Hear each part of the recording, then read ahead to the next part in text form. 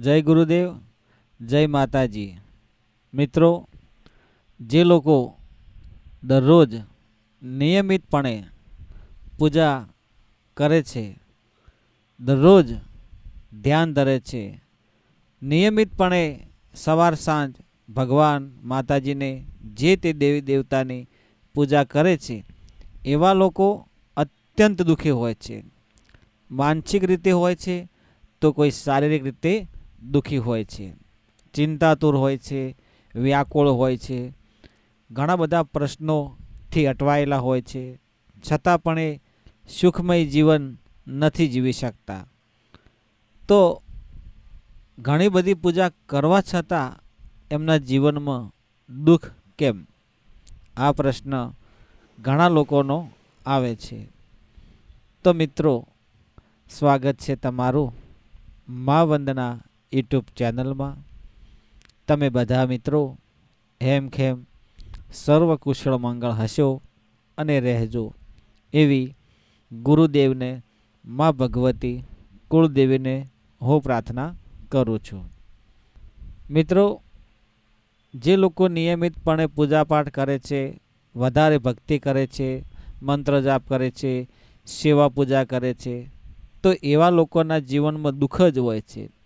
અને જે લોકો ક્યારેય પૂજાપાઠ નથી કરતા એ લોકોની જિંદગી બહુ સુખ શાંતિથી અને એશો આરામવાળી હોય છે। ઘણા લોકોના ઘરમાં તો મંદિર પણ નથી હોતું કે ફોટો પણ નથી હોતા, નાસ્તિક હોય છે, તો એ લોકો બહુ સુખી હોય છે।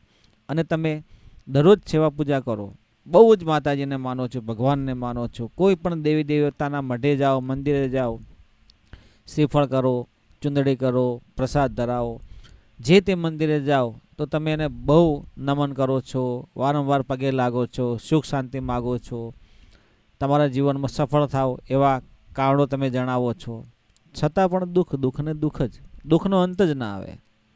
આ પ્રશ્ન લગભગ બધાને હોય છે, પણ એ લોકો ક્યારેય વિચારતા નથી કે દરરોજ અલગ અલગ પૂજા કરવાથી કે દરરોજ નિયમિતપણે વધારે પૂજા કરવાથી કે વધારે મંત્ર જાપ કરવાથી ભગવાન માતાજી તમારા દુઃખને હરી શકતા નથી। દીવા કરો, અગરબત્તી કરો, ધૂપ ધુમાડા કરો, તમે એને પ્રસાદ કરો, ગમે એટલી ભક્તિ કરો, પણ મિત્રો, જ્યાં સુધી તમારો જે ભાવ છે, તમારી ભક્તિ છે, તમારી શ્રદ્ધા છે, જ્યારે કોઈ એક દેવ ઉપર સ્થાયી થઈ એના પર તમે ભરોસો મૂકો છો ત્યારે જે કામ કરે છે।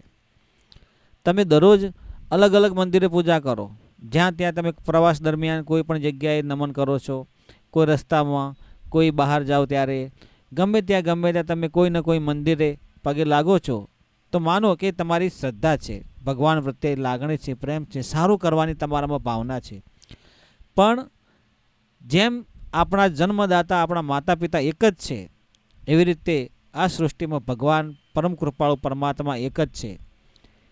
કહેવત તમે સાંભળીએ છીએ કે સબકા માલિક એક, પરમ કૃપાળુ પરમાત્મા એક જ છે, સત્ય એક જ છે, કુળદેવી એક જ છે। તો મિત્રો સમજો કે બધાને જન્મ લીધો છે, એનો મૃત્યુ અટલ છે, તો મૃત્યુ અને જન્મ એ સત્ય છે, અને મૃત્યુ અને જન્મ વચ્ચે જે સમય છે એને આપણે જિંદગી કહીએ છીએ। હવે જિંદગીને જીવવા માટે બે પાસા છે, સુખ અને દુઃખ। તમે કોઈ પણ બે પાસા તમે જુઓ છો, નર અને નારી, દિવસ અને રાત, અંધારું ને અજવાળું, શ્રદ્ધા અને અંધશ્રદ્ધા, વિશ્વાસ અને અવિશ્વાસ। તો મિત્રો, તો દરેકના બે પાસાઓ છે, તો બે પાસાઓમાં તમે સકારાત્મક છો કે નકારાત્મક છો, પોઝિટિવિટી અથવા નેગેટિવિટી, તમે જે વિચાર કરો છો એ પ્રમાણે તમારી વિચારધારા, તમારી વિચારસરણી પ્રમાણે તમારું શરીર, તમારું મન કામ કરે છે। તમે કેવી સંગતમાં છો, તમે કેવા વિચાર ધરાવો છો, તમે શું કરવા માગો છો, તમારા મગજમાં શું ચાલી રહ્યું છે, બધું જો પોઝિટિવ હશે, સકારાત્મક હશે તો સારું થશે। ભલે તમે પૂજાપાઠ ઘણી બધી કરો, પણ જ્યાં સુધી તમારું મન શું કરવા માગે છે, સારું, ભલું કે કેવું, તો એ તમારે નક્કી કરવાનું છે। જો તમે કોઈ એવી સંગત તમારી ખરાબ હશે તો તમારે કશું ખરાબ નહીં કરવું હોય ને તો એ થઈ જશે। કારણ કે તમારો જે પ્રભાવ છે, તમારા વિચારો છે, એ તમારે સંગત પર આધાર રાખે છે. તમારી વિચારસરણી કેવી છે, જેવો માહોલ હશે, જેવો હાવભાવ હશે, એવા તમારા વિચારો થશે. તમે કોઈ સાધુ સંતના સંગતમાં હશો તો તમે ક્યારેય કોઈનું ખરાબ કે તમે અનિચ્છ ક્યારેય કોઈનું નહીં કરો. અને કોઈ ખરાબ માણસની સંગે તમે હશો તો તમને ક્યારેય સફળ થવાનો મોકો નહીં આપે. અને તમારી વિચારસરણી નકારાત્મક બની જાય તો તમારું જે મન છે, એ વિચારસરણી છે, એ હંમેશ વિચારા જ કરશે. તમને કોઈ રસ્તો નહીં સૂઝવા દે, કારણ કે તમારું મન, તમારો વિચાર એક ખરાબ વ્યક્તિના અસરમાં છે. તો તમે જ્યારે ઈશ્વરનો, પરમાત્માનો, માતાજીનો, ભગવાનનો તમે પૂજાપાઠ કરો છો તો સક્રિય બનો, ચેતન બનો, જાગૃત બનો અને સત્ય વસ્તુ શું છે તમે એને જાણો. ખોટા ભય, ખોટી ભ્રમણા, શંકા, કુશંકાઓથી દૂર રહેવું. સારું વિચારવાથી સારું થાય છે, પોઝિટિવ વિચારવાથી પોઝિટિવ થાય છે. તો એવા કાર્ય કરજો કે જેનાથી તમને સારું ફળ મળે. તો જે કંઈ વિચારો એ વિચારસરણી પર આધાર રાખે છે, અને વિચારસરણી પોઝિટિવ રાખવી, સકારાત્મક રાખવી, તો એનું શુભ ફળ મળે છે.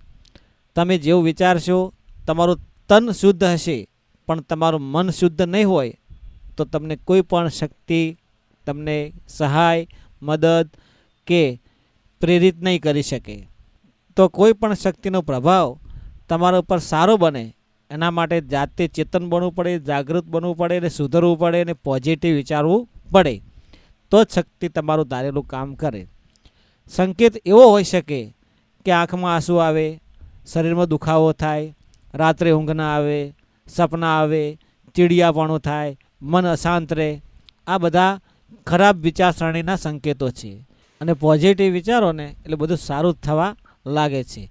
જય ગુરુદેવ, જય માતાજી.